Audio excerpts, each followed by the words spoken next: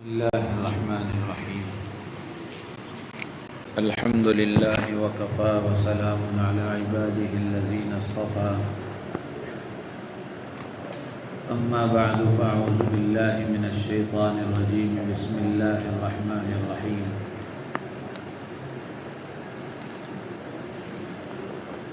فأما من طغى وآثر الحياة الدنيا فإن الجحيم هي المأوى وأما من خاف مقام ربه ونهى النفس عن الهوى فإن الجنة هي المأوى.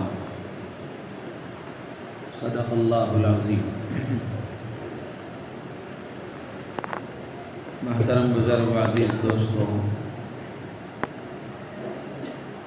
یہ سورہ نازعات کی چند آیتیں آپ حضرات کے سامنے پڑھی گئی.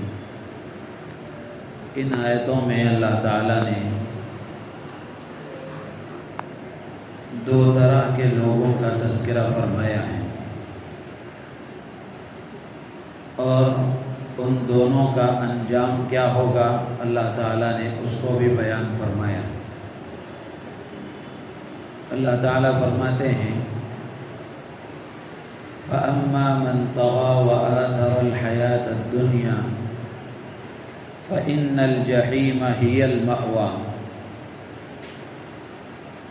بہرحال جس شخص نے سرکشی کی، طغیان کا راستہ اختیار کیا، وَآثَرَ الْحَيَاةَ الدُّنْيَا، دنیا کی زندگی کو ترجیح دی، تو فَإِنَّ الْجَحِيمَ هِيَ الْمَأْوَى، تو جہنم اس کا ٹھکانہ ہے.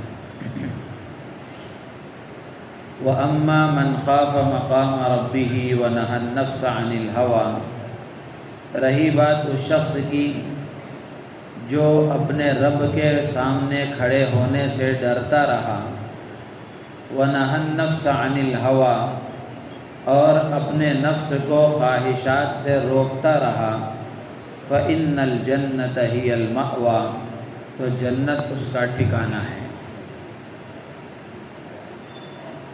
تو دو طرح کے لوگوں کا تذکرہ اللہ تعالیٰ نے اس میں فرمایا اور ان کے انجام کو بھی بیان فرمایا. پہلے اللہ تعالیٰ فرماتے ہیں کہ جو آدمی سرکشی کرے گا اور دنیا کی زندگی کو ترجیح دے گا، اس کا ٹھکانہ جہنم ہے. سرکشی کا مطلب یہ ہے کہ آدمی اللہ کے احکامات کو چھوڑ کر زندگی گزارے، اللہ کی نافرمانی کرتے ہوئے زندگی گزارے، اور وآثر الحیات الدنیا، اور دنیا کی زندگی کو ترجیح دے. سرکشی اور دنیا کی زندگی کو ترجیح دے کر جو آدمی زندگی گزارے گا، قیامت کے دن اس کا ٹھکانہ جہنم ہوگا. سرکشی کا مطلب یہی ہے کہ آدمی اللہ کی نافرمانی کرے، اللہ کے حکموں کو چھوڑ کر زندگی گزارے. اسی طرح ایک اور مطلب حضرات مفسرین نے لکھا ہے کہ سرکشی کا مطلب یہ ہے کہ آدمی ایسا کام جس کے کرنے میں دنیاوی تھوڑی سی لذت ہے لیکن آخرت میں اس پر عذاب اور سزا مقرر ہے، تو آدمی دنیا کی لذت کو حاصل کرنے کے لیے، دنیا کے وقتی مزے کو حاصل کرنے کے لیے آخرت کی سزا کو بھلا کر، آخرت کے عذاب سے غافل ہو کر اس کام کو کر گزرے، یہ سرکشی ہے. جیسے مثال کے طور پر آدمی آنکھوں کا غلط استعمال کر رہا ہے، کسی نامحرم لڑکی اور عورت پر نگاہ ڈال رہا ہے، تو وقتی طور پر اس کے نفس کو تھوڑا سا، اس کی خواہش کو سکون تو ہو جائے گا، لیکن یہ لذت باقی رہنے والی نہیں ہے، یہ مزہ باقی رہنے والا نہیں ہے. یہ لذت اور مزہ ختم ہو جائے گا، لیکن جو سزا اور گناہ ہے وہ باقی رہ جائے گا. تو آدمی آخرت کے عذاب سے، آخرت کی سزا سے غافل ہو کر دنیا کے وقتی مزے کو حاصل کرنے کے لیے غلط کام اختیار کر لیتا ہے، اور غلط کام کر بیٹھتا ہے تو یہ سرکشی کہلاتا ہے۔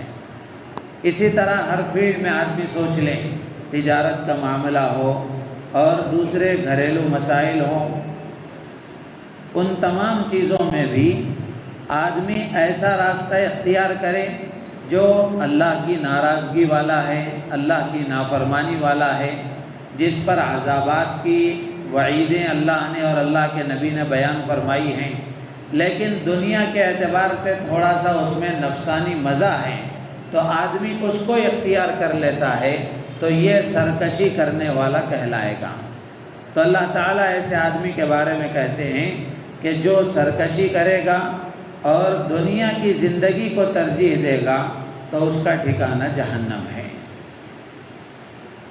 دوسرا آدمی ہے وَأَمَّا مَنْ خَافَ مَقَامَ رَبِّهِ وَنَهَى النَّفْسَ عَنِ الْهَوَىٰ، جو اپنے رب کے سامنے کھڑے ہونے سے ڈرتا رہا اور اپنے نفس کو خواہشات سے روکتا رہا، تو فَإِنَّ الْجَنَّةَ هِيَ الْمَأْوَىٰ، تو جنت اس کا ٹھکانہ ہے۔ پہلی چیز ہے کہ آدمی اس استحضار کے ساتھ زندگی گزارے کہ کل کو مجھے اللہ کے سامنے تنہا کھڑے ہونا ہے اور اپنی زندگی کا حساب و کتاب دینا ہے۔ تو جس آدمی کو اس بات کا استحضار ہو جاتا ہے اور وہ اس کو پیش نظر رکھ کر زندگی گزارتا ہے کہ کل کو اللہ کے سامنے کھڑے ہونا ہے، تو وہ آدمی اپنے آپ کو گناہوں سے بچا لیتا ہے، وہ آدمی اللہ کی نافرمانی سے اپنے آپ کو دور رکھتا ہے، اللہ کو ناراض کرنے والے کاموں سے اپنے آپ کو دور رکھتا ہے۔ اور جس کے سامنے یہ بات نہیں ہوتی کہ کل کو اللہ کے سامنے کھڑا ہونا ہے اور اللہ کے سامنے اپنی زندگی کا حساب دینا ہے، یہ خیال جس کے پاس نہیں ہوتا وہ آدمی من پسند زندگی گزارتا ہے، من چاہی زندگی گزارتا ہے، جی میں جو آیا، لوگوں نے جیسا سمجھایا یا جیسے نفس کی چاہت ہوئی، آدمی اس طرح زندگی گزار لیتا ہے۔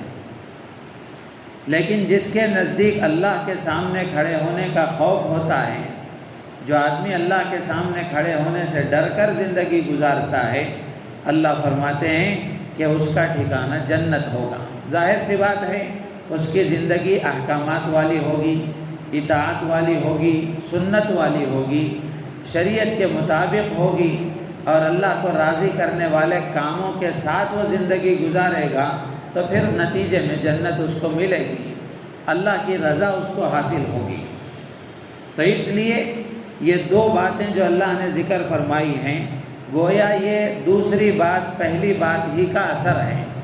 یعنی اللہ نے فرمایا کہ جو آدمی اپنے رب کے سامنے کھڑے ہونے سے ڈرتا رہا اور اپنے نفس کو خواہشات سے بچاتا رہا، یہ جو دوسری چیز ہے وہ پہلی بات کا ہی اثر ہے۔ یعنی جس کے نزدیک یا جس کے اندر اللہ کے سامنے کھڑے ہونے کا ڈر ہوتا ہے، وہی آدمی اپنے نفس کو خواہشات سے بچاتا ہے۔ جس کے اندر ڈر نہیں ہوتا تو وہ آدمی اپنے آپ کو خواہشات سے نہیں بچاتا۔ تو جو اس طرح زندگی گزارے گا، اللہ فرماتے ہیں فَإِنَّ الْجَنَّةَ هِيَ الْمَأْوَىٰ، کہ جنت اس کا ٹھکانہ ہے۔ اسی طرح آگے سورہ انشقاق میں اللہ تعالیٰ نے اسی طرح کے دو قسم کے آدمیوں کا تذکرہ فرمایا۔ جیسے کل میں نے عرض کیا تھا سورہ حاقہ کے سلسلے میں، سورہ حاقہ کی کچھ آیتوں کے بارے میں، کہ اللہ نے قیامت کے دن حساب و کتاب کے موقع پر کامیاب لوگوں کا کیا حال ہوگا، ناکام لوگوں کا کیا حال ہوگا اور وہ کن باتوں کا اظہار کریں گے، اس سلسلے میں کچھ باتیں عرض کی گئی تھی۔ اس میں بھی اللہ تعالیٰ نے وہی منظر بیان فرمایا ہے۔ اللہ تعالیٰ فرماتے ہیں فَأَمَّا مَنْ أُوتِيَ كِتَابَهُ بِيَمِينِهِ، بہرحال جس شخص کو اس کا نام اعمال دائیں ہاتھ میں دیا جائے گا، فَسَوْفَ يُحَاسَبُ حِسَابًا يَسِيرًا، تو اس کا حساب آسانی کے ساتھ لیا جائے گا، حساب یسیر ہوگا اس کا۔ اور جب حساب و کتاب ہو جائے گا تو وَيَنْقَلِبُ إِلَىٰ أَهْلِهِ مَسْرُورًا، تو وہ اپنے اہل کی طرف خوشی خوشی واپس لوٹے گا۔ اپنے جان پہچان والے لوگوں کے پاس وہ کیا کرے گا؟ خوشی خوشی واپس لوٹے گا۔ وَأَمَّا مَنْ أُوتِيَ كِتَابَهُ وَرَاءَ ظَهْرِهِ، اور جس کو اس کا نام اعمال پیٹھ پیچھے سے دیا جائے گا، اس میں تھا بائیں ہاتھ میں دیا جائے گا اور یہاں ہے پیٹھ پیچھے سے دیا جائے گا۔ فَسَوْفَ يَدْعُو ثُبُورًا، تو یہ پیٹھ پیچھے سے ہاتھ کا دینا یہ اس کے ناکام ہونے کی دلیل ہوگی۔ تو وہ فَسَوْفَ يَدْعُو ثُبُورًا، تو وہ موت کو، ہلاکت کو پکارے گا۔ وَيَصْلَىٰ سَعِيرًا، اور جہنم میں داخل کر دیا جائے گا۔ کیوں؟ إِنَّهُ كَانَ فِي أَهْلِهِ مَسْرُورًا، یہ ناکامی جو اس کے حصے میں آئی ہے اور آخرت کی جو ذلت اس کے حصے میں آئی ہے، اس کی وجہ کیا ہے؟ إِنَّهُ كَانَ فِي أَهْلِهِ مَسْرُورًا، اس لیے کہ وہ دنیا میں اپنے اہل و عیال میں مست رہتا تھا، اللہ کا خیال نہیں آتا تھا، اللہ کے نبی کا خیال نہیں آتا تھا، نہ اللہ کے حکم کا کوئی پاس و لحاظ تھا، نہ اللہ کے نبی کی سنتوں کا کوئی پاس و لحاظ تھا، وہ اپنے اہل و عیال کے درمیان میں مست رہتا تھا۔ اور یہ مست کیوں رہتا تھا اس کا بھی اللہ نے تذکرہ فرمایا، إِنَّهُ ظَنَّ أَن لَّن يَحُورَ، اس لیے کہ اس کا خیال یہ تھا کہ دوبارہ پھر زندہ ہونا نہیں ہے، پھر اللہ کے پاس واپس جانا اور اللہ کے پاس حساب دینا نہیں ہے، یہ خیال اس کا نہیں تھا، جس کی وجہ سے وہ دنیا میں عیش و آرام کی، عیاشی کی زندگی گزارتا تھا اور اللہ کی نافرمانی کی زندگی گزارتا تھا۔ اللہ فرماتے ہیں بلا، کیوں نہیں، إِنَّ رَبَّهُ كَانَ بِهِ بَصِيرًا، اس کا رب اس کو خوب دیکھ رہا تھا۔ یعنی آدمی فرما بردار بن کر زندگی گزارے، اللہ کی نگاہ میں وہ بھی ہے، نافرمان بن کر زندگی گزارے، اللہ کی نگاہ میں وہ بھی ہے، اور ان کے سارے اعمال فرما برداروں کے ہوں، نافرمانوں کے ہوں، سب کے سب لکھے جا رہے ہیں اور اسی کے مطابق قیامت کے دن فیصلہ ہوگا۔ تو اس لیے ہم میں سے ہر ایک کی ذمہ داری یہ ہے کہ ہم اپنے آپ کو اللہ کا فرما بردار بندہ بنا کر زندگی گزاریں اور آخرت کے استحضار کے ساتھ زندگی گزاریں، اور اللہ کے سامنے کھڑے ہونے کے احساس کے ساتھ اور اللہ کے سامنے حساب کی جواب دہی کا اور اللہ کے سامنے حساب و کتاب کے دینے کا اس خیال کے ساتھ اگر زندگی گزاریں گے تو اللہ کی ذات عالی سے امید ہے کہ ہماری زندگی اللہ کے احکامات کے مطابق ہوگی اور اللہ کے نبی علیہ السلام کی شریعت کے مطابق ہوگی۔ اللہ تعالیٰ سے دعا ہے اللہ تعالیٰ ہم سب کو ان باتوں پر عمل کی توفیق عطا فرمائے۔